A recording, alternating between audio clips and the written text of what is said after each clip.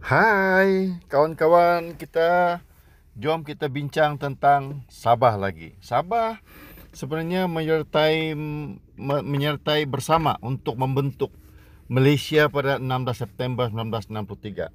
Dan ia dipelopori oleh Tun Mustafa, Ford Stephen, Khoo Siak Chu dan J.S. Sundang. Semua ini adalah orang Sabah, Bumiputera Sabah yang bersama-sama turut membentuk Malaysia pada ketika itu. Dan hari ini kita sudah berada lebih dekat 60 tahun berada dalam gagasan Malaysia itu. Dibentuk melalui 4 entiti negeri. Pertama Malaya, nombor 2 Sabah atau North Borneo, nombor 3 Sarawak dan nombor 4 Singapura. Tetapi Singapura keluar daripada menyertai gagasan Malaysia itu sendiri. Dan pada ketika ini selepas kita telah dinobatkan sebagai sebuah negara Malaysia pada 16 September 1963, Perdana Menteri pertama ialah Tunku Abdul Rahman, nombor 2 Tun Razak, nombor 3 Tun Usin, nombor 4 Dr. Mahathir Mohamad, nombor 5 Tun Abdullah Badawi, nombor 6 Najib Razak. Dan lepas itu kembali lagi kepada Tun Dr. Mahathir dan yang terkini ialah Muhyiddin Yassin. Dan sejak daripada itu tidak satu orang pun orang Sabah atau Sarawak diberi peluang untuk menjadi Perdana Menteri. Sedangkan di dalam pembentukan Malaysia itu kita adalah sama, equal partner. Malaya, Sabah, Sarawak, Singapura adalah equal partner.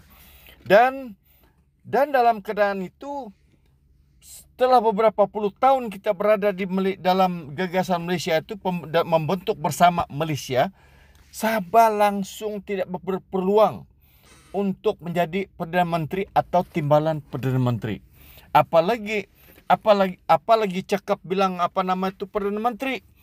Bawa Perdana Menteri pun tidak ada. Tetapi kali ini sudah tiba masanya di dalam keadaan di mana semua ketua-ketua parti di Malaysia sudah dipanggil menghadap yang di Pertuan Agong. Maka adalah sangat sesuai dan tiba masanya untuk orang-orang Sabah dan Sarawak menjadi Perdana Menteri.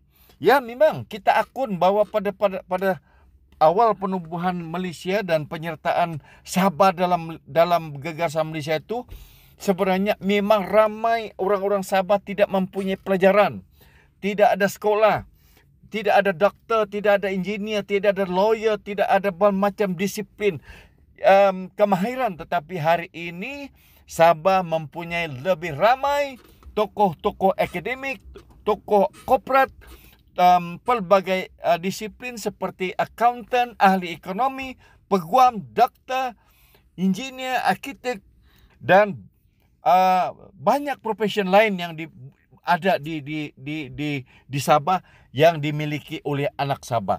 Dan pada ketika ini sudah sesuai dan sangat bertepatan dengan masanya bahwa anak Sabah boleh diberi peluang untuk menjadi Perdana Menteri dan mentadbir negara secara equal partner. Ini adalah satu peluang sama rata.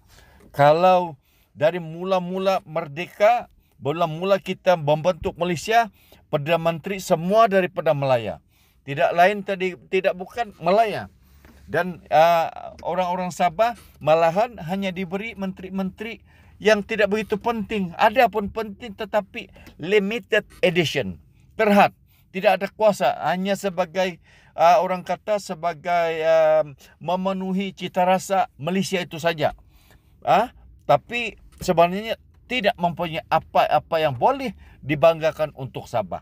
Tak hanya seorang saja yang berani mengaplikasi pelbagai kepentingan untuk Sabah, iaitu Datuk Seri Shafie Apdal yang membawa banyak projek pembangunan luar bandar melalui Kementerian Luar Bandar yang beliau miliki. Yang lain itu hanya sebagai yes men, yes sir, yes sir, yes sir saja. Dan akibatnya Datuk Sepi apabila dilihat telah pakai peluang yang ada, kuasa yang ada, maka beliau lambat laun ditekan secara halus tanpa dilihat atau disadari oleh mana-mana pihak. Akibatnya Datuk Sepi keluar untuk membentuk satu parti, berjuang untuk Sabah melalui satu lokal parti namanya Warisan. Dan kali ini berilah peluang. Cukuplah orang-orang Malaya yang telah sudah diberi peluang sebagai Perdana Menteri memohon, kami orang Sabah, kita orang Sabah memohon supaya bermuasabah diri, melihat balik perjanjian Malaysia yang ditandatangani pada 16 September 1963, yaitu pembentukan satu negara bernama Malaysia dengan konsep equal partner. Maka tibalah, cukuplah daripada dulu tahun 1963 sehingga hari ini ada 8 Perdana Menteri, semuanya daripada Malaya. Tidak ada satu pun daripada Sabah atau Sarawak. Jadi pada kali ini kita beri peluang lah. Kita merayu dan memohon supaya Kabawah Duli Yang Maha Mulia yang di Pertuan Agong dapat mendengar rintihan orang Sabah, orang Borneo, Sabah, Sarawak. Beri peluang lah. Satu kali pun dalam tempoh 60 tahun ini, syukurlah untuk orang Sabah. Sebab Sabah ini adalah dalam Malaysia. Dan Sabah itu adalah sebahagian daripada 3 entiti negeri yang membentuk Malaysia secara saksama. Kita bersama, unity, dan kita jangan lagi pandang ke belakang. Kita bersama untuk Malaysia, membangun Malaysia. Coba try test dulu orang Sabah jadi Perdana Menteri. Boleh ke tidak?